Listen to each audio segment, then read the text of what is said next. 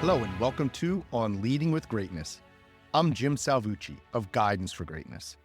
This week's installment, Bossplaining, a most toxic way to communicate. Such tink and tank and tunk-a-tunk-tunk. Wallace Stevens. Have you ever wondered what goes on behind the scenes at a salad bar? Let's visit the large kitchen of a chain restaurant, a pancake house. A teenage boy frantically shreds lettuce by hand into a white bucket. He sports a large bush of blonde hair to top off his red vest, black pants, white shirt, and natty black clip-on bow tie. If his sartorial choices make you think, busboy in the early 1980s, that's because he is a busboy in the early 1980s. The counter he works at is messy, but there's no time to clean it. Hungry customers wait for him to restock the empty salad bar. But he has a dilemma. He has to shred away while keeping the clean lettuce off the filthy counter. The busboy improvises, breaking off manageable chunks to shred while storing the rest of the head in the lettuce bucket. Just then, without a sound, Dan, the manager, materializes behind him. The busboy instinctively winces. Dan's an odd fellow. Stringy dark hair, pale skin, push-broom mustache, dumpy clothes, short. He reminds the busboy of a low-rent Sonny Bono. Dan's probably about 30, but to the teenage busboy, he's impossibly old. Without a word, Dan reaches into the bucket and pulls out the partial head of lettuce. "What's this?" Dan asks with his passionless intonation. The busboy starts to explain, but Dan just talks right over him. "You can't put this on the salad bar." "I know, I'm not," Dan rolls on. "If you put this on the salad bar, a customer's going to put it on his plate. Then the customer's going to pour Russian dressing all over it. He's going to sit back down with his nice salad." Dan pauses dramatically. "Then what do you think will happen?" "Dan, it's half a head of lettuce. I don't think..." "Right. It's too big. You're supposed to shred it into bite-sized pieces he can put on his fork and fit into his mouth." Dan's on a tear now. "So this poor customer's going to pick up this lettuce all covered in Russian dressing, and it's going to fall off his fork because it's so big. Then it's Russian dressing everywhere, all over him, on his shirt, on his pants." Dan's smug satisfaction is unbearable. "That's an oil stain, too. They're impossible to get out." The busboy knows better than to fight back at this point. Head down, he's defeated. Somehow, Dan's blasé monotone makes his absurd lecture all the more humiliating. "Shred this lettuce smaller, and hurry up. We've got customers out there waiting on you. And clean that counter." If you hadn't guessed, I was that busboy with the bushy hair, the bow tie, and the red vest that would have looked fabulous on an organ grinder's monkey. Dan was my boss and a classic bossplainer. Bossplainers feel compelled to expound on how to do everything.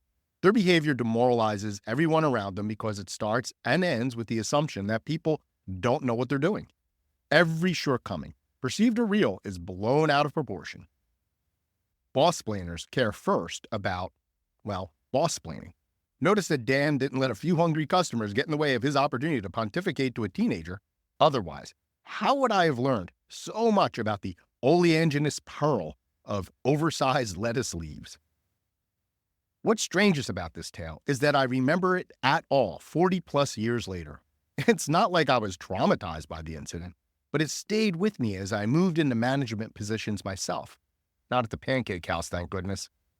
It even influenced my teaching and now my coaching. Explaining the splainers. Bossplainers are more than an annoyance. They're noxious, and they spread their toxicity all over the workplace through 3 primary behaviors. 1. Striving to establish superiority. The boss craves the rush of petty power. Whether masking imposter syndrome or compensating for general insecurity, bosses seize every chance to lord it over an underling.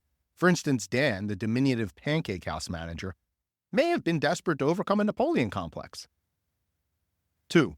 Weaponizing condescension. To bossplain is to talk down to someone in order to shame them. Dan was too focused on knocking me down to notice that I was just starting my work, not finishing it. His contempt for a lowly busboy blinded him to the reality of the situation and compounded the problem. 3. Assuming incompetence. This behavior is the most insidious. The boss-plainer undermines the employee by doubting them, which causes them to question their own abilities. Dan's harangue made me wonder, at 16, if I'd ever do anything right. In that moment, I felt like the worst busboy/salad bar filler in history. All this splaining isn't just limited to bosses, though.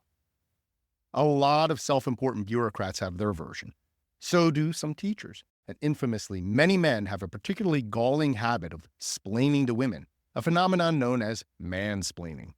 Whether practiced by bumptious bosses, overbearing bureaucrats, bombastic bros, or overweening overlords, splaining has two primary effects. First, it just wastes time.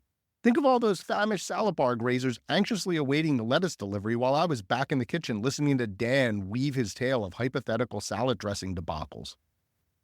Second, and more harmfully, it's simply demoralizing. Dan made me feel like crap, which was exasperated by his clownish cluelessness.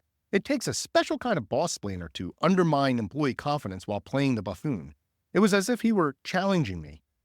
I dare you to tell me I'm stupid. He sure showed 16-year-old me who was boss. In contrast, leaders never boss-splain, ever. But it's not enough for leaders to avoid boss-splaining. Great leaders actively do the opposite. Where boss-splainers boost their ego, leaders practice humility by regularly committing egocide. Where boss-splainers talk down, leaders lift up. Where boss-splainers assume incompetence and failure, leaders show respect and expect success. It's the same with teachers and coaches. Bad teachers and coaches tend to splain, talk down to others and tear them down. Great teachers and coaches, like great leaders, do the opposite. They go out of their way to discover the positives in others, even when they're not readily apparent. And they work to build on those positives, not harp on flaws. Their job is to uplift others. And of course they do. It's the height of incompetence for a teacher or a coach to constantly demoralize and destroy the very people they're supposed to help. And that's true for boss-splainers as well. What good did Dan achieve by pestering me while I was doing my job? His boss-splaining sure didn't get that salad bar stocked in a timely manner. If you want to be a great leader, start with a revolutionary assumption. Your team members know what they're doing. Ask them questions, listen to their answers, build on their strengths, elevate them. That way you'll never feel the urge to knock them down. Doing so doesn't mean abandoning people to their own devices either. If they need guidance, give them guidance. If they need help, give them help. But don't just presume that they require your intervention, and definitely don't imagine that they'll benefit from hearing you drone on. They won't. If you want to lead well, you must communicate well. Good leadership communication is about observing, listening to, and serving others with respect and gratitude. It gets the job at hand done and sets you up to take on the next one too. It actively opposes boss-splaining. Otherwise, you risk leaving those poor customers standing there, hungrily waiting for the lettuce to get shredded and the salad bar filled. Have you ever been guilty of boss-splaining? Leaders start every conversation with team members from a place of respect, and I can help. Unlock the great leader within. Download my free resource, the Transform to Greatness Toolkit, at thegreatleadershiptoolkit.com. I look forward to hearing from you.